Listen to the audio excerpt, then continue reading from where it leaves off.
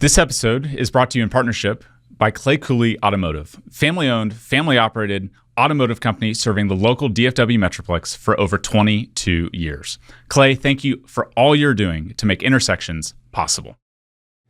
Headquartered in Dallas, Texas, Arcus Golf is a premier owner and operator of nearly 90 private, resort, and daily fee courses in the U.S., including Cowboys Golf Club, the world's first and only NFL-themed golf club, and 8 other courses right here in the DFW Metroplex.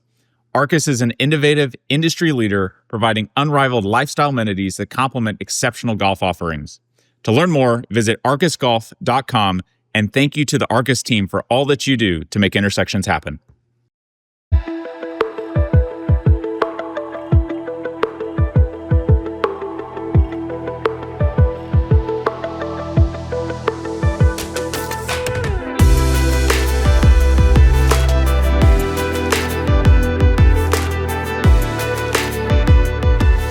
Chuck Anderson, fascinating guy, successful business person, real estate, mostly focusing on North Texas, but other places. I thought you saw an awful lot of him as a person, as well as him talking about how he became successful. Yeah. The faith element, the family, his early days at Trammell Crow, Bandera Ventures with his 2 partners. We got a lot of things covered. We talked about deals in Preston Center and downtown Dallas. We covered the gamut here with Chuck. With a sincerity level 10 plus. Yeah, he knows what he believes and he shares it well here. Tune in.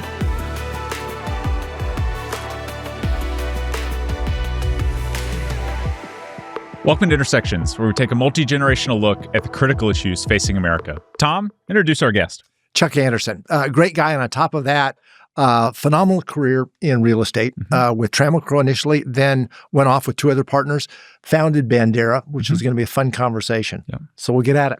Chuck, thanks for being with us. Great. Thanks for having me. I appreciate it. So you ended up from North Platte, Nebraska to Dallas. Yep. How did that happen? So, interesting story. I mean, I played basketball in high school and got a full-ride scholarship at the University of Nebraska. The coach who recruited me there took a job at SMU. So that following spring, I drove down to Dallas with him because I'd never been to Dallas, I didn't know what SMU stood for. And all the way down, he said, you ought to come and you ought to transfer to SMU. And I'm like, I don't know where it is. I haven't been there. And so he convinced me to do it. And I had to get a release from the University of Nebraska.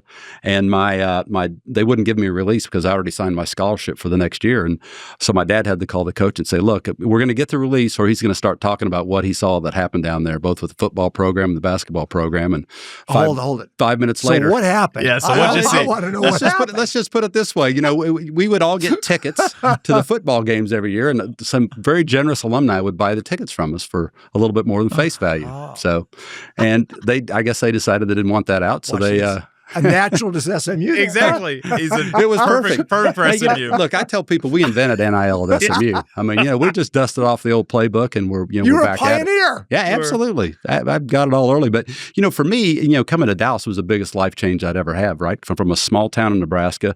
I drove onto campus. I don't think I'd ever seen a Mercedes before or a Porsche before. And it was pretty much culture shock. But, I loved it. I knew I'd never go home. It was the middle of October, my first year down there. I called home and it's snowing. I looked down. I got flip-flop shorts on and a T-shirt, and I'm going to the SMU pool, and I thought to myself, that's never going to happen again. And it didn't, much to my mom's chagrin. I never did go back and live there, but certainly visited So what was a bunch. it like growing up in North Platte? Well, I mean, I think when you grow up in a small town like that, you don't know any better, right? So it was literally in the middle of nowhere. I mean, if you wanted to go to, we didn't get McDonald's until I was a senior in high school, and Walmart came, after I moved. And so if you want to do anything big, the big city, our big city we went to is typically Denver. My dad would do a day trip, 4 hours. He'd drive 4 hours, do what he needed to do in Denver and come back. But, for us, it was all about sports growing up, right? So University of Nebraska, obviously, great school, and everybody loved Nebraska. On a Saturday afternoon, the whole state shut down and listened to the Nebraska football games. If you went into a store and they didn't have the game on, the people would probably revolt and shut the store down. But it was a lot of fun. I had one brother. My dad was in the beer business. He was a Budweiser beer distributor. He was also a very bad alcoholic, which is a bad business to be in. So he sold the beer distributorship in '95 and opened 3 liquor stores, which was probably worse, right? So, my dad, he loved me and I knew he loved me, but he didn't know how to love me. His dad was an alcoholic as well. And for that reason, I haven't drank. I never have, and I never will. I was never going to put my family in a situation that my dad put us in. Your brother so too? My brother drinks. mistakes. But yeah, I mean, he was there. I felt bad for my brother because I was 4 years older. I left and went to college and escaped it, and he had to stay and do it. But ultimately, my dad did quit drinking after 4 or 5 trips to rehab. But like I said, I knew he loved me. He just didn't know how. Yeah. And so from sometimes I think you have people in your life that teach you what to do and what not to do. He told me, he taught me what not to do mostly. But again, other than that, I had my mom loved me. My mom really kind of raised the both of us more than my dad. But my dad taught me how to work hard as well. I mean, he'd get up when he wasn't drinking. He'd be up at 5 a.m. at the office and work all day and come home. And but all in all, I mean, it was a great growing up. I had a bunch of cousins there. I played football, basketball, everything you do, track, the whole 9 yards. And in 9th grade, when I weighed 140 pounds, I decided that getting out of football was probably a good idea, and I'd start focusing on basketball. And fortunately for me, basketball took me a long way. I got to travel a bunch with that, and got a full ride scholarship to Nebraska, and then a full ride to SMU. Any other options in Nebraska, or was that? Oh yeah, well, I mean, because I was from Nebraska and I was on the Super State All-Star team, that was probably the logical choice. But I could have gone to Creighton, I could have gone to Wyoming. Dartmouth recruited me a little bit. That was way too far away. But Nebraska was always the one where I was going to go. I mean, just because, it's the big state university, and we had several, boosters in North Platte who were, very encouraging to me and all that. So it was a great, I mean, I love University of Nebraska, but getting to SMU, I really kind of found my groove. I mean, it's such a great place. How difficult was that? You just said, grew up in Nebraska. That was kind of... Oh, yeah. Kind of the whole life at that point. Yeah. And then again, coach says, by the way, why don't you think about this new place I'm at? Yeah, it's culture shock, right? I mean, you drive onto SMU's campus and, there's some cars I've never seen. Yeah. There's people that have credit cards, people that have lots of money. And I'm going, wow, this is really a different deal. And I drove up in my 1979 Oldsmobile Cutlass with T-tops, and that didn't really fit in either. But again, I think I adapted to it, right? And I would think most people who know me, even some that know me well, think, oh, well, he must have grown up in Highland Park. And because that's where I've lived kind of my whole adult life. Is once I got out of school, if you drew a 1.5 mile circle around SMU, I was kind of right within that tight circle. And my brother ultimately played basketball at the University of Denver, and he transferred and played football at SMU. He did. So his senior year was the year they killed the program. So what did your parents think about this, and your teammates at Nebraska and that? Well, it was interesting. I had a roommate that I was going to room with, my sophomore year, and it was middle of July when I really decided to do this. So I had to call him and say, hey, I'm not coming back. I guess somewhat disappointed. I assume they were disappointed. I was much more looking forward than looking back. And just, like I said, that experience I had at SMU was second to none. I would have worked at the beer distributorship, I'm guessing, all my life. I think my mom wanted me to go to be a lawyer. My mom and dad neither had college degrees. I don't think anybody really in my immediate family, grandparents and whatnot, had a college degree. So it was kind of drilled into my head from an early on time, you're going to get a college degree. And, I think my mom would really have loved if I got a higher degree. So, I did get an MBA at SMU. That was the beauty about SMU. When I transferred, I redshirted a year, and they paid for my MBA as I played basketball my last year. And what'd you study? A business. Yeah, I got an MBA. Yep. It was great, and met a lot of people, and still have tons of friends. Ray was there. Washburn was at school when I was there, so I remember him being around campus, and just a great place. So where did the real estate bug hit you? Well, so it's interesting. So when I came out of school, I wanted to be an investment banker because my wife's stepfather was an investment banker on Wall Street. So I kept saying I wanted to be an investment banker. Well, Jerry Orr did a clip on me, said, oh, he's not going to the NBA. He's getting his MBA or some silly deal. And this guy named Ron Beck, who was running Citicorp's office in Dallas, called the school and said, hey, I want to hire this guy. So, literally I went and interviewed with him. He hired me, and he's another guy that, taught me some things good and bad. The one thing he taught me bad was when I first started, he goes, look, I'm the only person you will ever meet who can outspend an unlimited expense account.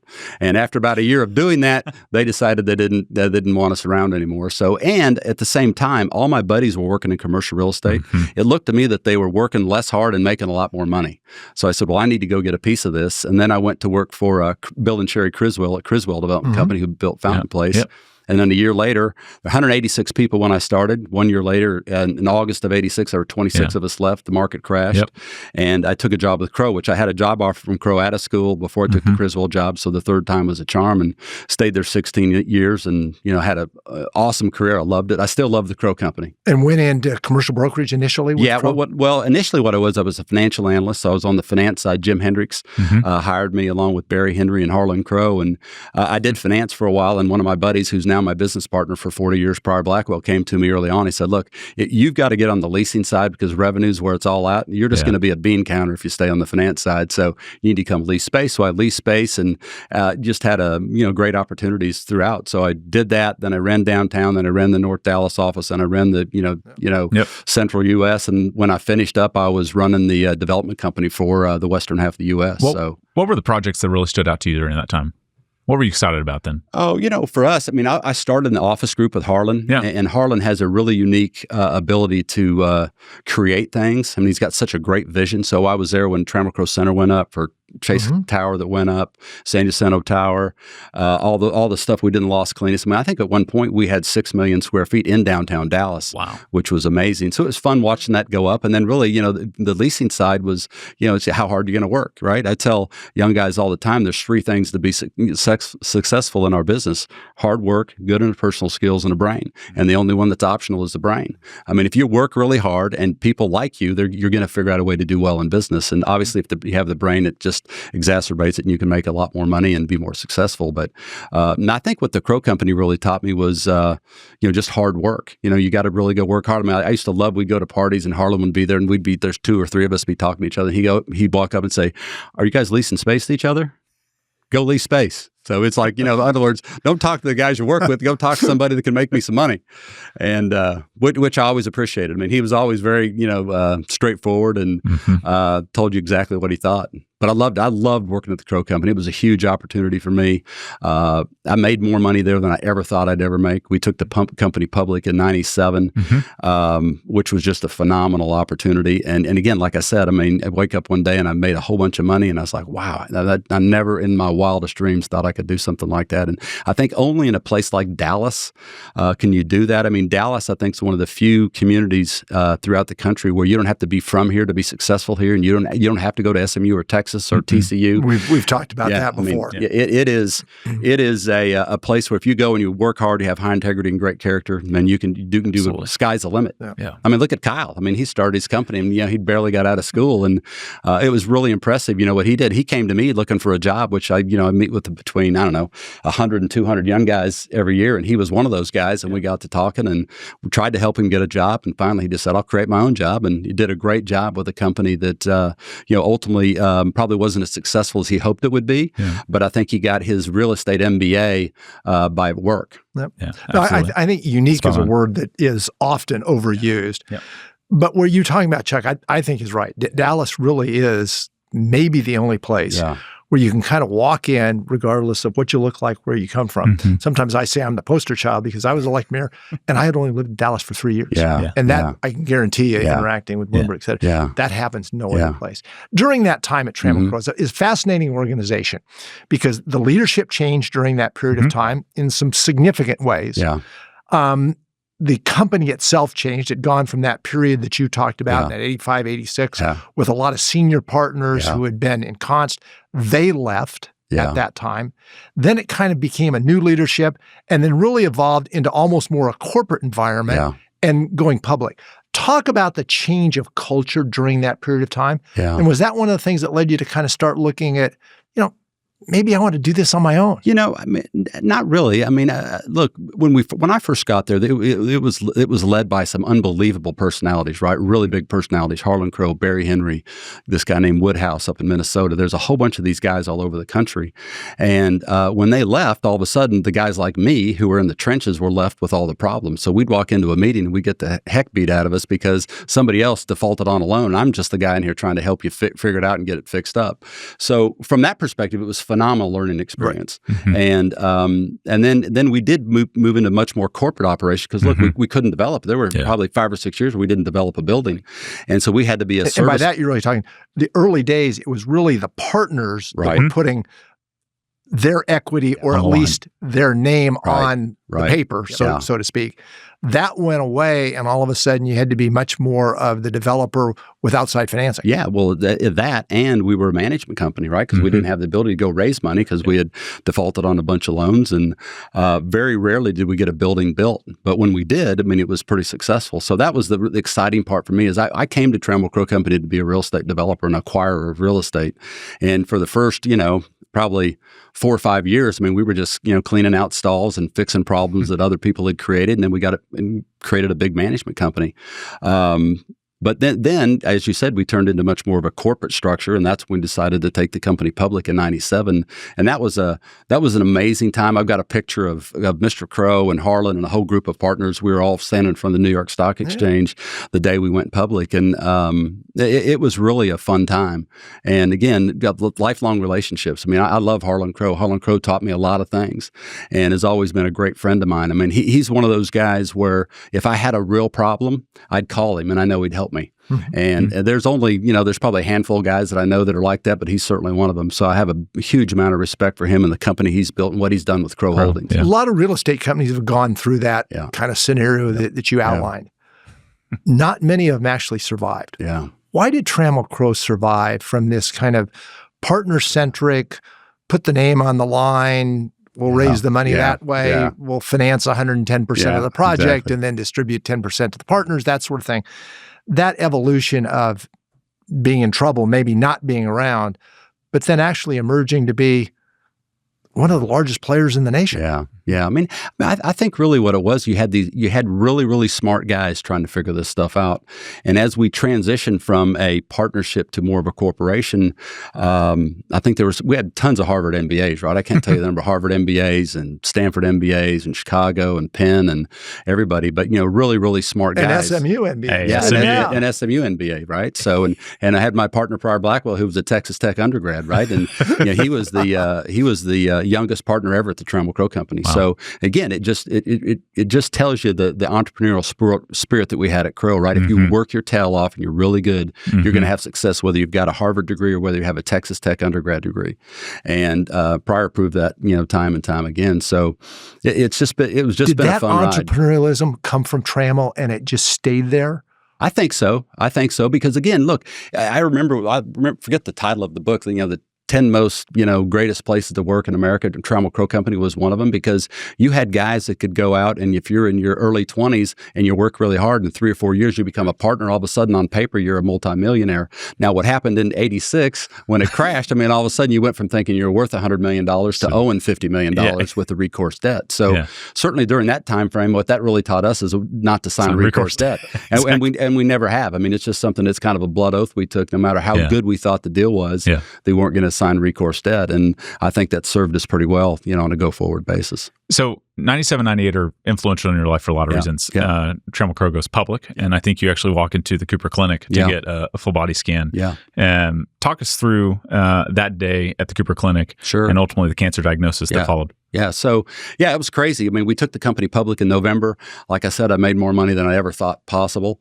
And then that was in November of '97. In January of '98, they sent us all out to do these executive physicals at the Cooper Clinic. And you go through if you guys have gone, you go through the whole deal. And at the end of the deal, I was talking to Ted Mitchell, who ran the Cooper Clinic at that time, was my doctor. And I said, Ted, a friend of mine's wife had passed away 2 weeks before that. I said, I'm really kind of freaked out about that. Is there any other test you can give me? He said, well, there's a scan upstairs, but you're way too young. You're way too healthy. You're 37 years old. Let's wait till you're 40. And I thought to myself, no, I don't want to wait. I want to go do it. And so we went up and did the scan. And after the scan, what they do is you sit down with the doctor and he's walking through, okay, lungs look good, heart's good. All of a sudden, they kind of get to my right kidney and they stop, and I see another doctor kind of walk up behind me and another one walk up behind me. And I'm going, wow, this doesn't sound good. And they saw a tumor on my right kidney. So I came back the next day. They injected iodine into my blood. It lit up like a Christmas tree and said, it's 99.9% chance you have renal cell carcinoma. And, I had 2 daughters who were 8 and 5. And I'm thinking, wow, I'm not going to see them graduate high school. I won't get to see them graduate college. I won't see them get married. All those kind of things kind of run through your mind as you get this cancer diagnosis. And I spent the next week doing brain scans and bone scans and just going, did it spread or not? And so then about a week later, I got what they called a surgical cure. So I've got a scar that goes across my midsection. It's about 18 inches. Today, it'd be 3 little dots. They go in and pull it out. But I mean, they cut me almost in half. I took out my right kidney and adrenal gland and called it a surgical cure. But the thing I think and then no chemo, radiation. Yeah, no chemo, no radiation. I was hugely blessed by that. But the thing that really came out of that for me was really an awareness of my faith. So and I want to jump in there. Yeah.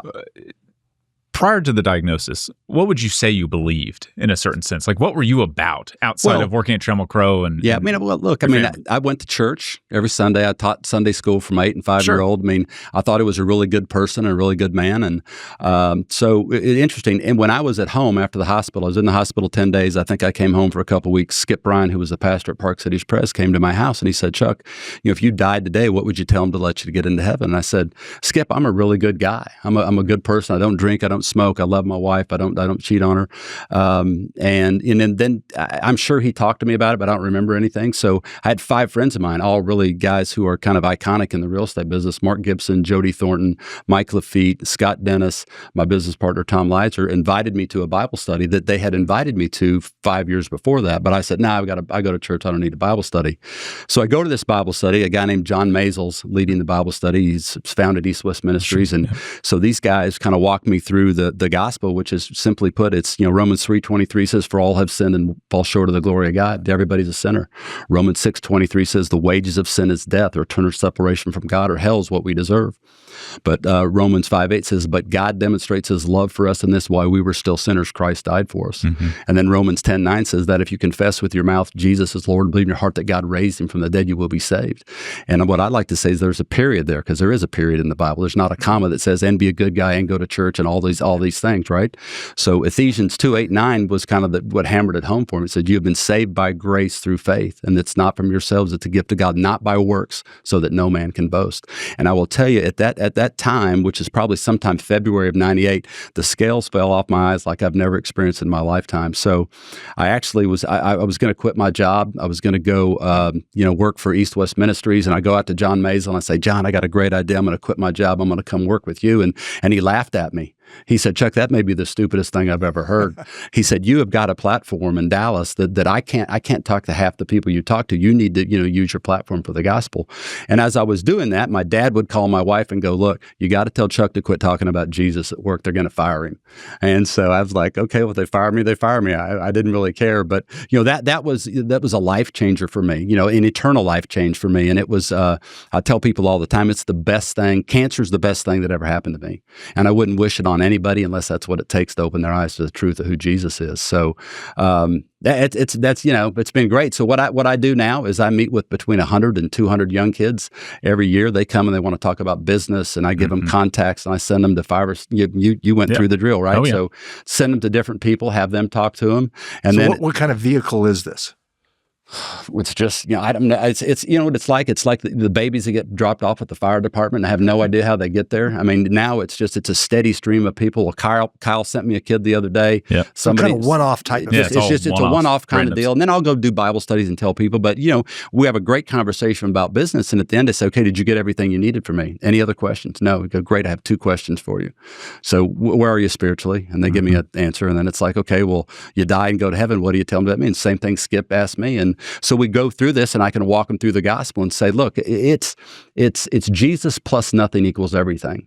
And what we want to do, especially in a place like Dallas, which is a can-do city, is we've got to do something, right? I mean, we just don't get to accept Christ and we're good to go. And the reality is, yes, you are. If you accept Jesus, you're good to go. Yeah, I wonder how many, and I share a little bit of that kind of background and that sort of thing. How many people today go to churches and view Christianity as what I'll call a transactional religion. Yeah. E.g., if I get more pluses on the left side than I've got negatives, bad things I've done on the right side, then I'm okay. I just got to balance that out. Yeah. And as you say, that's not what the Bible says. I mean, look, he doesn't grade on a curve. It's pass-fail class. It's real simple. And I just love talking to young guys about this, because I think I'm a big believer that in Dallas, Texas, on every Sunday, you got churches filled with people. Half the people don't get it. At least half the people don't get it. Because I was one of those guys for 37 years, went to church most weeks. And the answer I gave was the answer I get for most of these young kids. 75% of them is what the answer I get. And so it's the good bad. Yeah, it's the good bad. It's like I'm a really good person, so I'll assert my good works will outweigh my bad ones. And then I always ask them, okay, on a scale of 1 to 10, how confident are you that gets you into heaven? And most of them are like, 5, 6, 7. I said, well, I'm going to tell you 10 for 10. And then I walk them through those Bible verses and just say, you got to trust Christ as your Savior. And if you do, you're good. And if you don't, you're not. And it's simple. It's binary. It's what the Bible says. It's not what I say. Right. I mean, it's what the Bible says. Yeah. It's super straightforward. So thank you for letting me share that, because I love to share that. I mean, I just think that that's what God's put me on the earth to do. Well, I think there's a challenge too in Christian churches across the nation, probably less so here, but in other churches, where they are trying to pick the pages of the Bible that they like, so to speak, as opposed to what the Bible says, and kind of come up with this religion that's pseudo-Christian. Yeah, it's the lie of American Christianity. Yeah, it's not based on the Bible. Yeah, gospel sometimes, but pick and choose other times. Yeah, it's a problem. Okay, so you walk through that surgical cure. Yeah, kind of world has changed. Yeah, talk us through. That's 98, and we're still 5 years from 2003 in Bandera. Yeah. So talk us through that 5-year period. What changed in your business world and kind of family world, and then what led you to getting off on the right foot with Bandera? So I think after my kind of what I'll call my awakening, if you will, to Christianity. I mean, so I was much more bold about my faith, or really was bold about my faith. I wasn't bold at all before, right? At Crow, we always used to say we had the look in the mirror test, but now it wasn't really the look in the mirror test. It's like, you got to look at your Savior test, right? I mean, is what you're going to do ethical and of high character and integrity? We always used to say look in the mirror, but now it's really like, hey, you got to look in the mirror. Would you stand in front of Jesus and do this deal the way you're doing it? And so that changed. And then I talked to bunches of young people. Did you not feel that was always the case? No, I think I did. I think I had a good moral compass, but I think a lot of people think they have a good moral compass. I mean, and being a follower of Christ is much deeper than that, right? I mean, it's not just having a lot of good rules that you follow. It's really having a person that you follow and a relationship you have. So I think it changed me that way for sure. And the people I talk to, I mean, again, sometimes I'll talk to guys and they'll give me the Heisman and go, hey, I don't want to talk about it. And I say, no problem. I mean, I'm not a salesman for Jesus. I'm just trying to speak truth and love to people. And if they want to hear it, they're going to hear it. If they don't want to hear it, the Holy Spirit won't convict them. So, but it was a great analogy. 5 years. You're just the witness. You're not the one necessarily that's bringing them. Absolutely, Christ does that. Yeah, I mean, I've got these kids that are delivered on my doorstep, and I'm going to give them everything they want, and then all I ask for at the end is 5 minutes. Yeah. And I think some of them go, "Oh my gosh, can he really say that kind of stuff?" And yes, I can. It's my business. I'll do whatever I want to do. And then some of them hopefully walk out thinking, "Man, that guy's crazy," and then hopefully some of them are encouraged. But that's really my goal, is how can I encourage young guys to really follow someone that they may or may not know.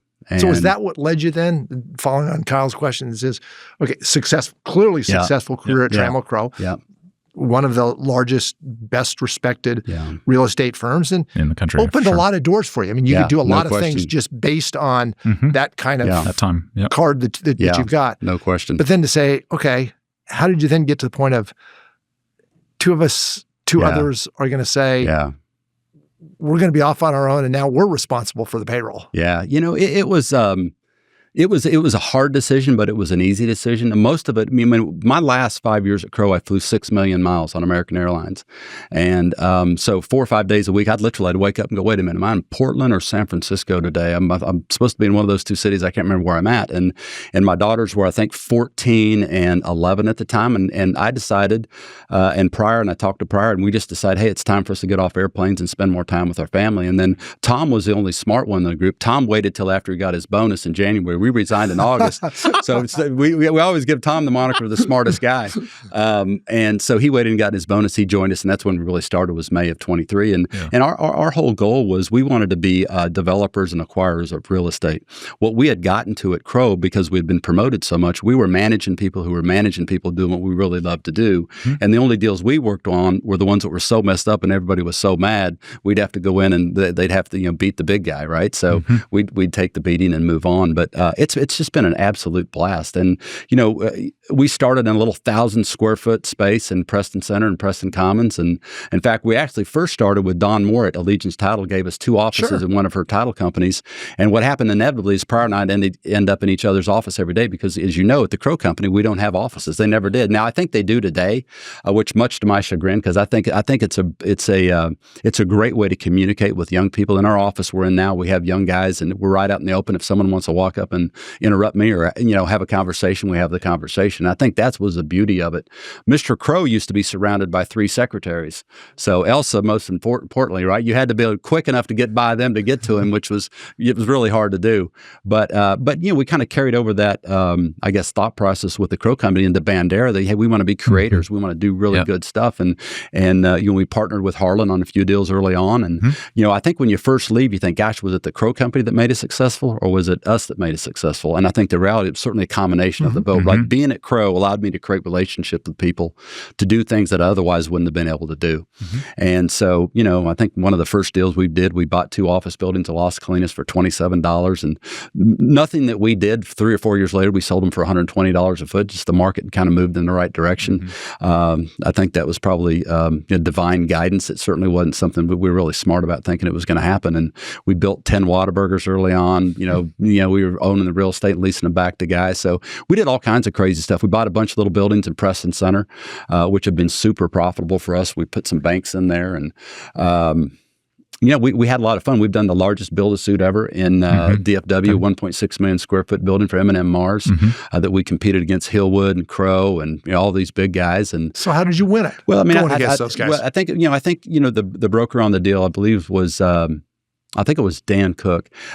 Tom had a great relationship with him, and Tom has built more industrial space, I think, than any single person in the Metroplex in the last 25, 30 years. So, I mean, he just did a great job, and we grinded it out, and we found a great capital partner with us that got aggressive on it.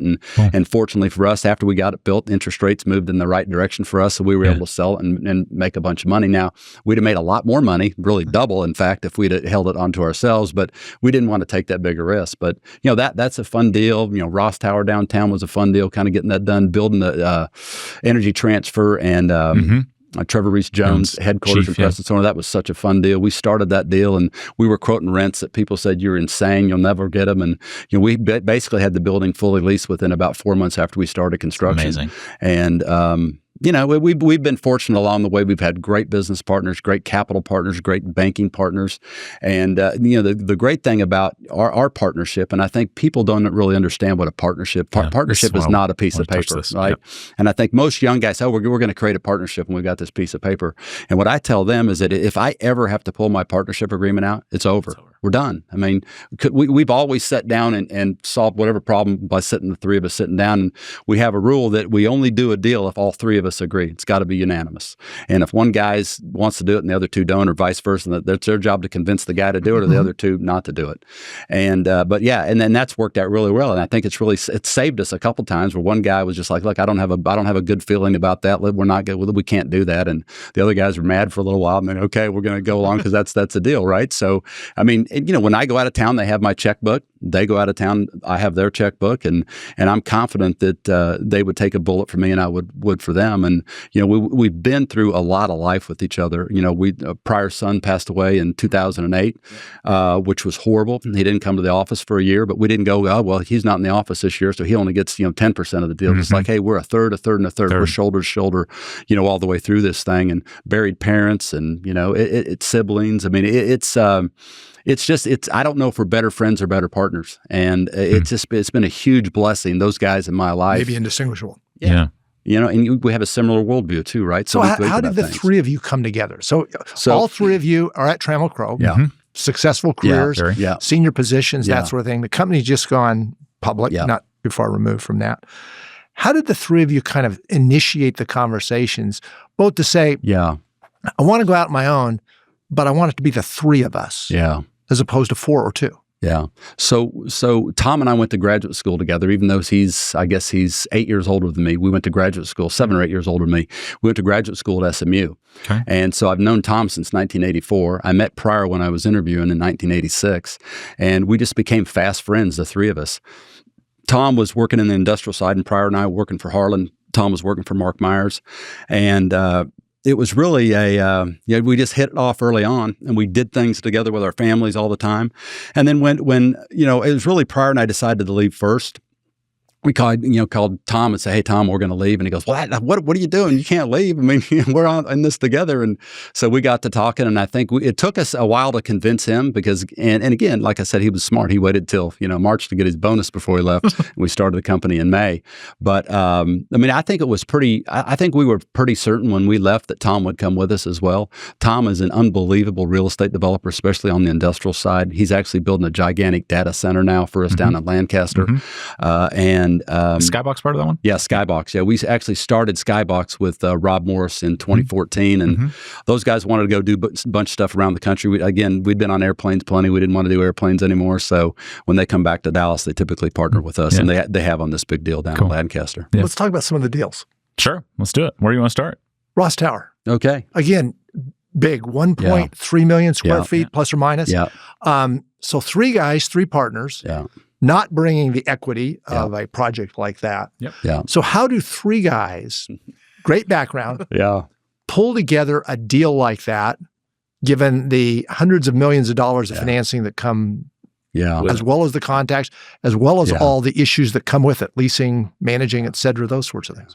Well, I mean, I think the first and foremost was Pryor and I really cut our teeth downtown, right? So we were very familiar with downtown. We competed with that building all the time. And so we knew it pretty intimately.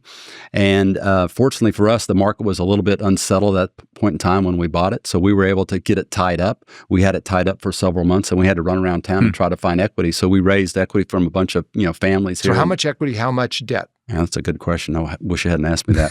So I think it was probably about 40 million of equity, and probably debt-wise, it was probably closer to 80 million, maybe 90 million. And so we raised a bunch of it around town. We had an institution from Canada that put in a fair amount of money, and they raised some money. And on the equity or the debt side? On the equity side. And then the debt, I'm trying to think, we have a debt fund on there now. I think it was the same group that we bought it with. So, and then again, it was cranking along great until COVID happened. So we got to about 74% leased. I think we were headed on our way to 85% leased and probably an exit within a couple of years. And then COVID happened, the world shut down, right? So all of a sudden you've got a Starbucks downstairs where no one's coming to the office and the Starbucks can't make it. So we have to give them free rent and do something to kind of keep that going. And then, we had one of our biggest tenants, Willis Towers Watson. Those guys just have never really come back to the office, and they've got 4 floors.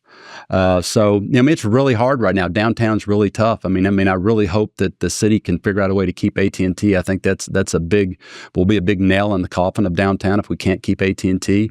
I think Comerica is probably going to move out of downtown. After the acquisition. Sean Todd's done some great stuff down there converting, office buildings. And I mean, it's just really hard right now to do business in downtown. And so what should the city, what should the community do that's in downtown? I think that's a $64,000 question. I think, I heard Ray talk about the Mavericks. I think that would be, we got to figure out a way to keep them. The fact that we let, the Cowboys get away, all those many years ago, it's just unbelievably just a tragedy, I think, that happened. I mean, that would have, if you look at what's happened to Denver and with their stadiums downtown, what it's done for them and other cities. Houston. So, Houston. I mean, it's just, that was just a huge whiff on the city of Dallas's part.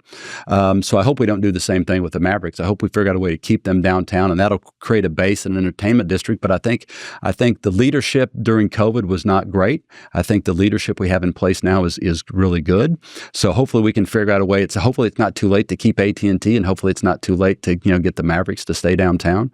And then so what would you tell somebody that says, "Hey, I'm looking at investment, Chuck, in downtown"? What would you tell them? Well, I think right now, I think it'd be, I'd sit and wait. Right, I'd wait and see what happens to the Mavericks. I'd wait and see what happens to AT&T. I'd wait and see what happens to Comerica, because if 2 of those 3 don't happen, then I think it's a really big problem. I think you're stuck with a lot of empty buildings down there that are going to go back and be empty for a long period of time. Are we any different than any other place, though? I look at the numbers in New York. I look at them in Chicago, then you look at the Denvers and all places else. It doesn't look like our numbers are any worse than anybody else. They're not very good. Yeah, they're not very good. And that's the problem. I think downtowns are a really, really hard place to do business right now. And I don't think I could convince anybody to go down and spend a whole bunch of money downtown. I've told people there's some buildings downtown, if somebody said, "I'll give it to you for free," I'm not sure I would take it, because free isn't free enough. Free needs to be free, plus I'll give you $20 million to kind of start the rehab on the thing. And even then, I don't know if it works. So we've got to have some big anchors in downtown commit and say, "Hey, I'm staying down downtown. AT&T needs to say, hey, we're coming downtown. We're going to stay. Comerica, I would love to see them stay. I'm not convinced that they will now that Fifth Third is bottom. Yeah. And then if we can get the Mavericks, I mean, I think that's the crown jewel, right? Because if you think about it, they'll have 200, 250 events, a year in there, and you're just getting people downtown. There. Yeah. And then if you live down there, you can walk to a game, which is unbelievable. So in these central business districts, is it office to multifamily conversion? Is it office to hospitality conversion? I mean, what sparks it for you? Like, do you think that works? Well, certainly that works for some buildings, but you can't convert every office building downtown to multifamily and hotels, right? I mean, you can do it for 3 or 4, which we've already had done, and they've really worked pretty well. But then you've got some buildings that probably need to be knocked down or do something else. I mean, I know there's big plans for what's Bank of America Tower now. Yeah, huge city investment. I'm not convinced that works. I mean, I hope it does, but I'm not convinced that it does. I mean, it's a huge building with gigantic floor plates that don't work for today's tenants.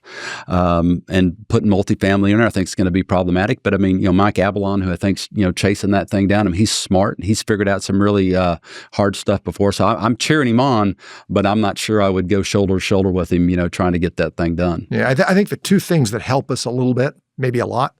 One, there's a lot of investment that's going to go downtown. Yeah. You've got north of $10 billion plus or minus that's going to go down there. Yeah. So that gives a lot of degrees of freedom to do things if it's done right. So that's it.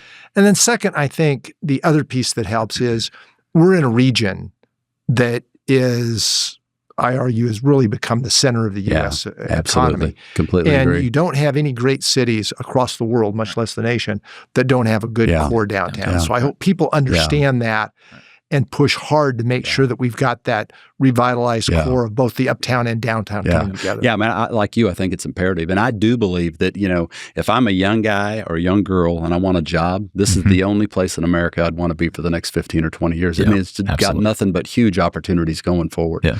I'm super excited. I wish I was, 32 again, where I could go and, kind of do it all over again. I don't think I'd change anything, but I think the opportunities are going to be even greater for the guys that are going from now to 15 years than when I first started in my first 15 years.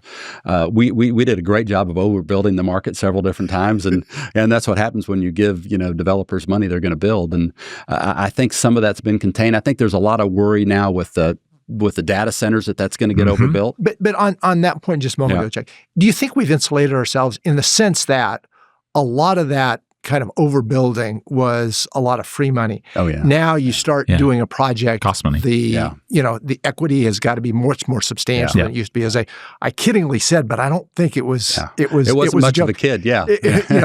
We'll finance 110% of it with no equity in it. Yeah. Now those deals just don't happen. Yeah. Now you're going to put in. Maybe we've insulated ourselves. I think we have to a certain extent. You're going to put 50% equity in a spec office still to get it done, if you can get it done. Yeah. I mean, in certain markets you can.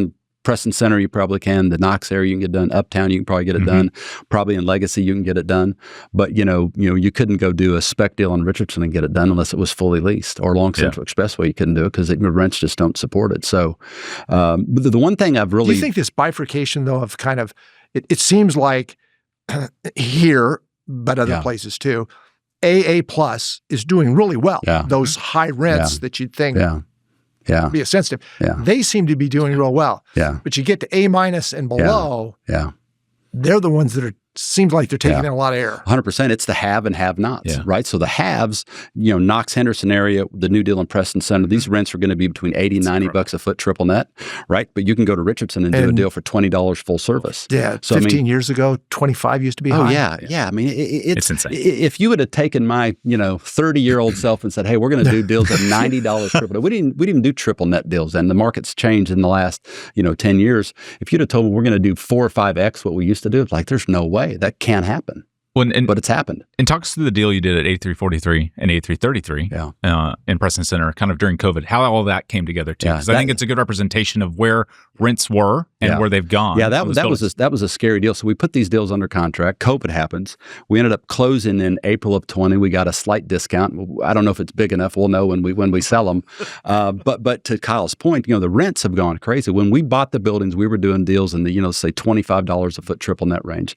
The last deal we had a meeting this morning is $52 a foot triple net. So doubled in a period of about 5 years. And I think it's people really want to be in Preston Center, right? It's walkable. It has restaurants. You can go to, 30 different restaurants. You can go to every bank in America is probably there. But it's just a great place, and it's close to home. And you got great east-west on Northwest Highway and north-south on the tollway. So that, you look at Knox District, the same thing. I mean, those guys are getting huge rents. Uptown's getting huge rents. And the thing that the thesis for us on Ross Tower was that, hey, we got this great building. It's granite building, probably would cost $8,000 or $9,000 or $1,000 a foot to reproduce today. Yeah. And, across Woodall Rogers, they're getting $60 a foot triple net, and we're struggling to get $25 a triple net. So, I think the conclusion that we've almost come to is that 25 and 60 are the same number if you really want to attract tenants. Because if you really want to attract really more employees. If you want to attract employees, you got to have a great building and a great location. And downtown's just not considered that great location anymore. And people want new and shiny, and it's Dallas, right? So we're glitz, glamour. We're the Dallas Cowboys, and it's got to be brand new. And if it's brand new, people will pay a big price for it. But if it's almost or near new, or it's an A- building or B building, you may not get at least. It's crazy what's going on. You've gone 30 plus years in the business.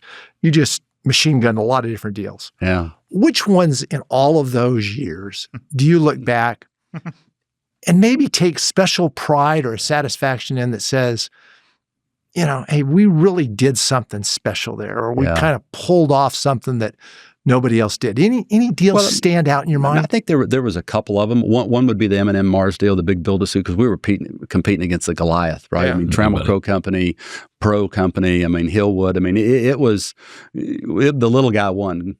David won on that deal. So that was a fun one. And that one, good size rock. Yeah, exactly. I really attribute that to Tom, because Tom, the way he worked that and the way that he got it done was just incredible. We had a great partner.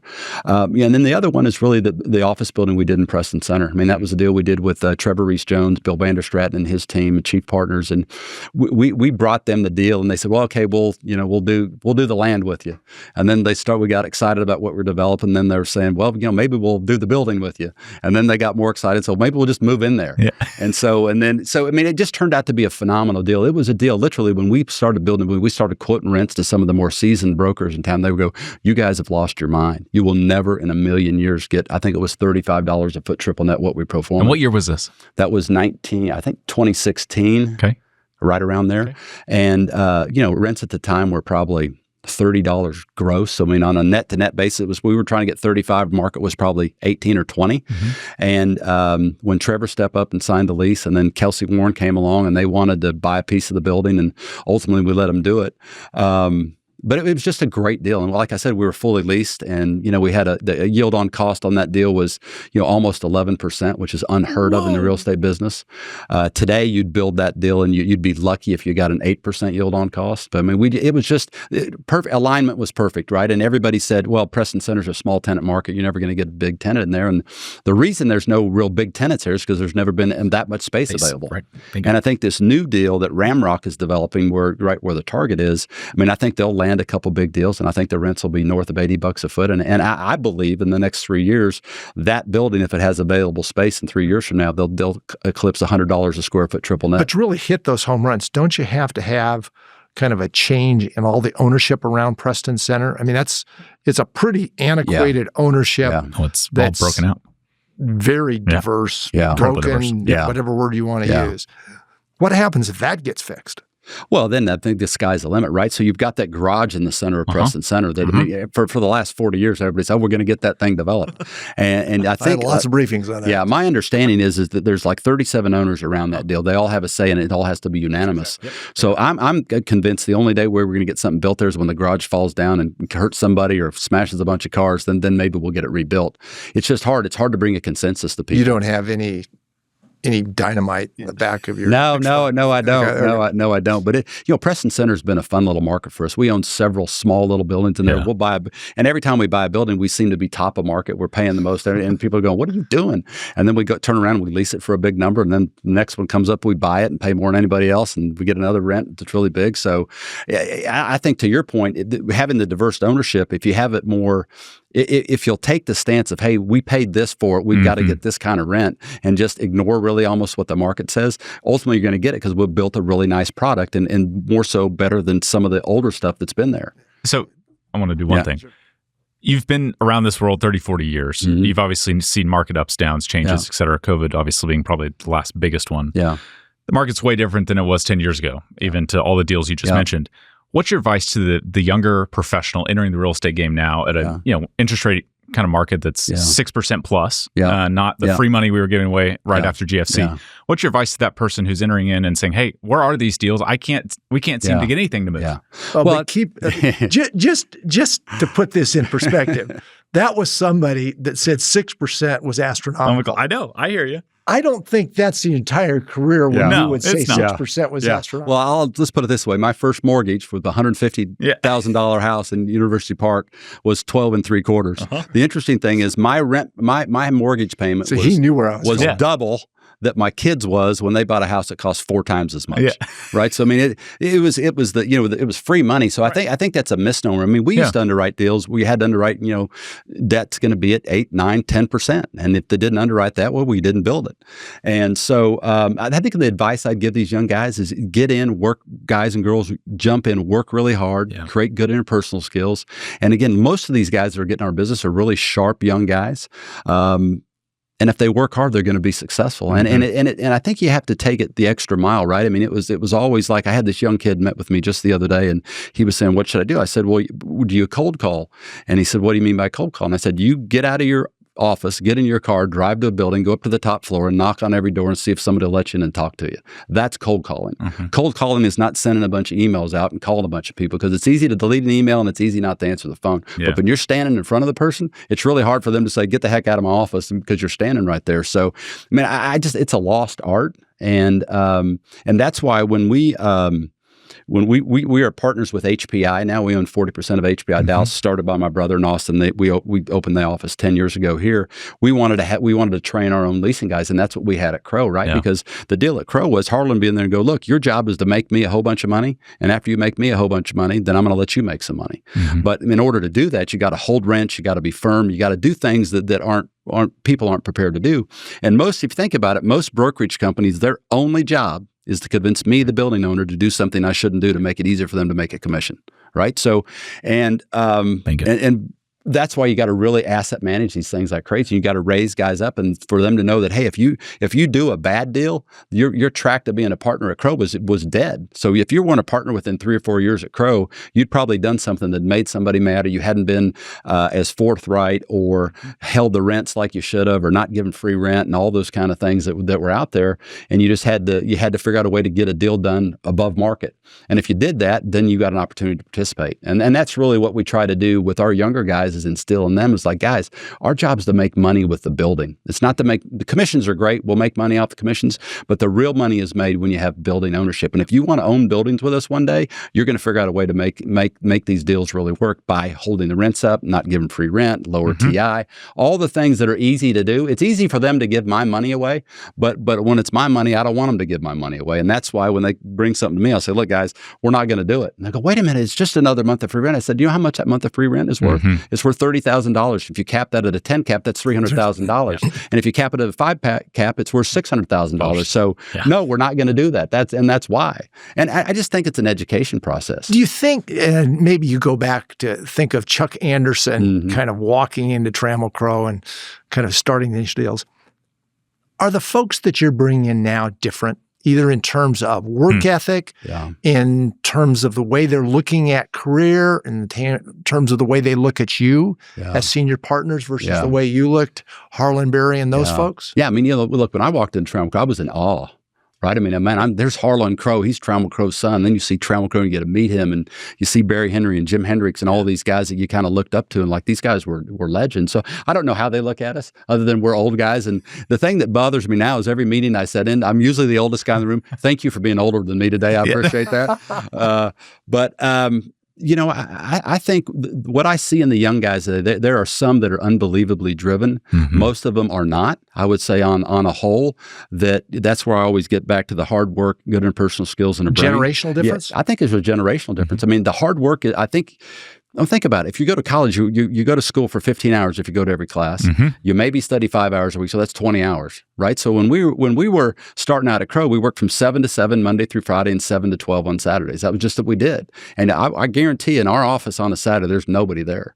I used to tell guys at 2 in the afternoon, because Crow was open office with all the desks, if I could shoot a shotgun down there and hit you, you should probably be fired. Your job's not in here. Your job's out leasing space to people. Yeah. And I think so many people want to do it by phone or email or text message. And again, while that works in some respects, social media environment. I mean, like my kids text me. I said, "Look, call me."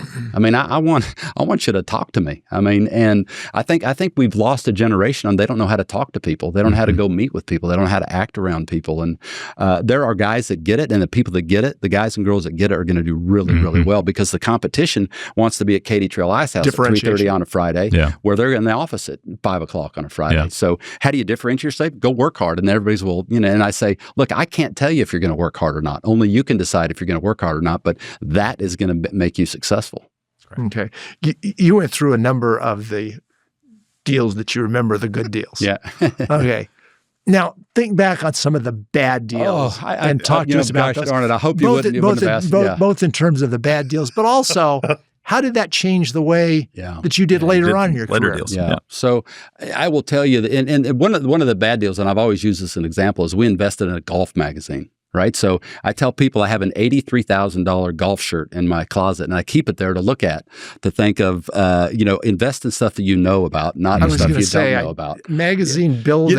I was a golf guy. I mean, I love to play golf and think, I do this golf connoisseur magazine, and I'm going to get a chance to go play all these great golf courses. And, about 4 months in, we lost all our money, and I've got a golf shirt that cost me $83,000. We did a couple of retail deals, one up in the Northeast in Cape Cod, right as COVID. Right before COVID happened. And so we lost a fair amount of money up there. The young guy that worked for us who helped us do those deals passed away in a car wreck. So it was super tragic. And the interest rates went up 13 times in 18 months. And, it was like trying to catch a falling knife, except the rates kept going up and we couldn't decide, are we going to lock it in? We're going to lock it in. And we never did. So I think our rates went from 2.75 to 8.5. Wow. And, we bought it at a 6 cap, and that doesn't work. So, we took a big hit on that. And that's one that I think had Jack been around, I think we probably would have been able to work through it and not lose as much money, but we still would have lost money.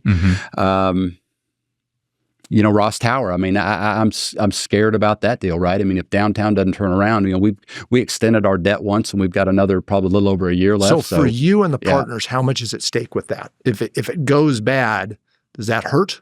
Well, I mean, I'll tell you, on the retail deal, it hurt multi-millions of dollars for each of us individually, because we had done a 1031 exchange. We made a great sale on a warehouse and exchanged it into that deal. And so to add insult to injury, not only did we lose all our money, we didn't get a tax write-off for losing money because it was all profit that we put in there. So, that was super painful.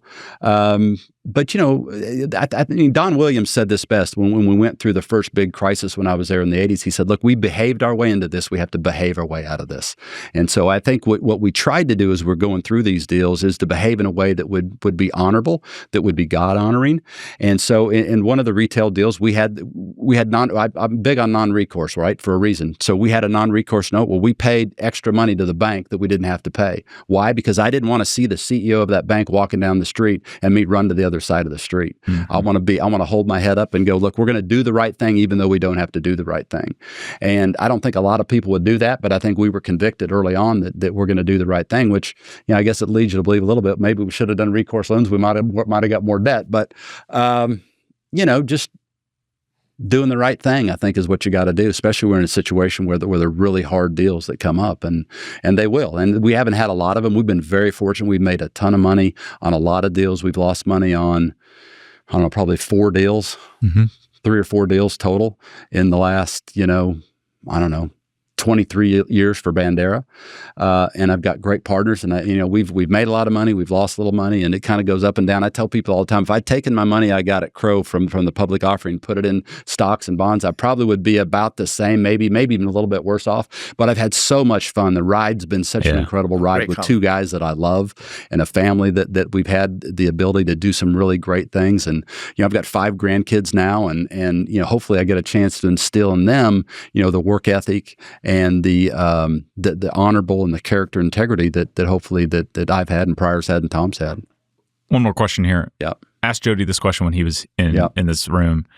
Who are the men that you look up to that are kind of in your peer group? Who are the men that you've obviously run with? Obviously, your two partners, that's an obvious answer. But outside of that, who are those men that you've looked up to? Look at the guys that led me to Christ, right, with John Mazel. So John Mazel is my spiritual hero and my spiritual father. I mean, man, I love John. John's dying right now. He's got, pulmonary fibrosis. He should have died 2 years ago, and he's still hanging around. So guys like Mark Gibson, Jody Thornton, Scott Dennis, Mike Lafitte, those guys we were all running together. And guys that have run huge businesses. And these guys are guys that that I know a little bit like Harlan, that if I got in trouble, I'd call one of those guys and I know they'd come running and they'd bring the cavalry. So, I think that's what life is all about is doing the right thing, but creating relationships on a long-term basis where, I've read all kinds of studies, the more friends you have, the better off you're going to be, and all those kind of things. I've been blessed to have great friends and great business partners. Incredible. So what's your outlook going forward in real estate markets? A lot of successes that you've had to this point. And interestingly enough, for a relatively small company, 62 million square feet, I'm not sure I say small on that. You're in industrial, you're in office, you talked about retail, so you kind of got the waterfront, so to speak. What's your outlook over the next 5 years for real estate? Well, I think it's going to be phenomenal in Dallas, Texas. I want to be in Dallas, Texas. It's the only place I want to be, and so I think it's going to be great. I think for Bandera, I think we're going to work less and work less hard. We will do most of our new stuff, I think, through HPI. We've got a young guy named Hunter Lee who runs that. It's a great business leader, and they want to go do some things that we would have ordinarily done. I'm not going to sit in a construction trailer, for example, every week for 18 months like I've done in the past.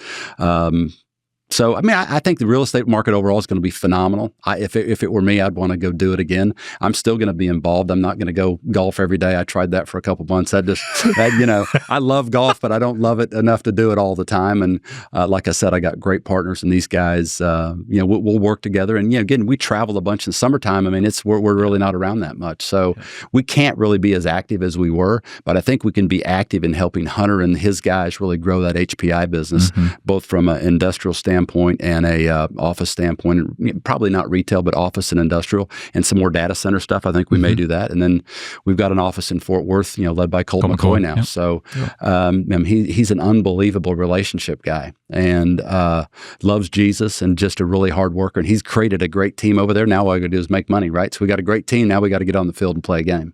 Well, your business is dependent on a lot of things, but clearly the overall economic environment arguably is the most important one. Yeah, for sure. When you look at the shifts that are coming out of Washington Day and how that could impact investment, real estate markets, capital markets, those sorts of things, what's your reaction?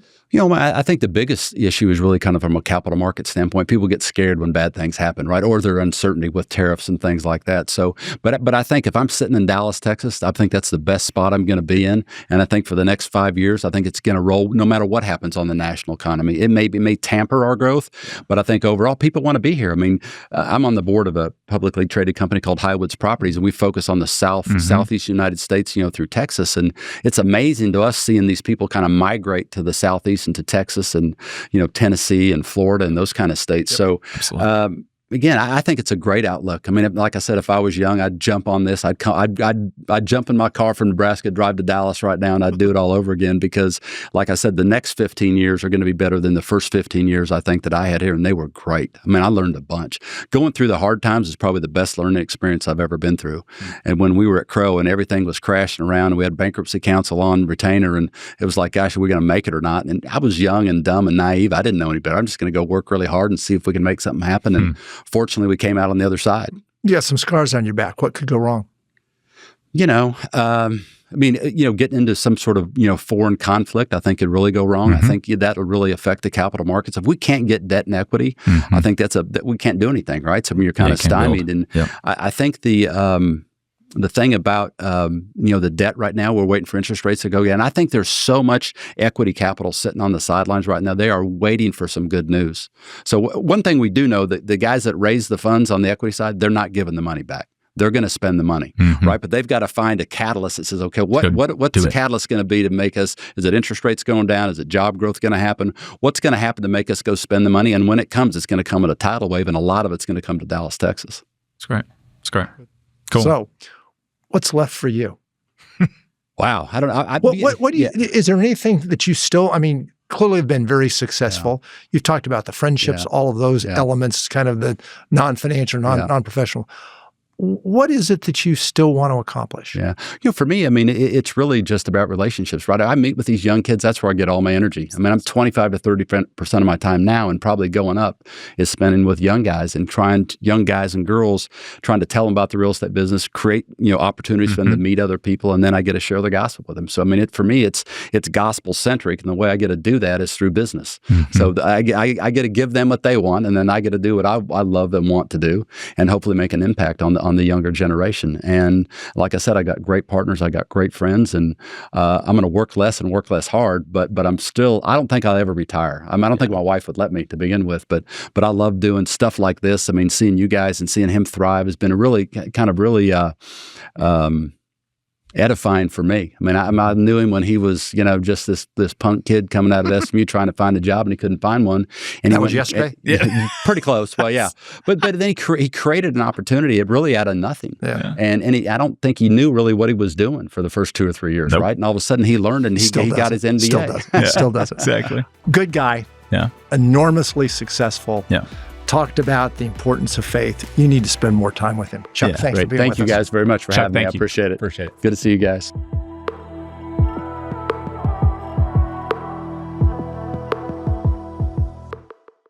Thank you for watching today's episode. Again, today's episode is sponsored by Clay Cooley Automotive, a family-owned, family-operated automotive company serving the local DFW Metroplex for over 22 years.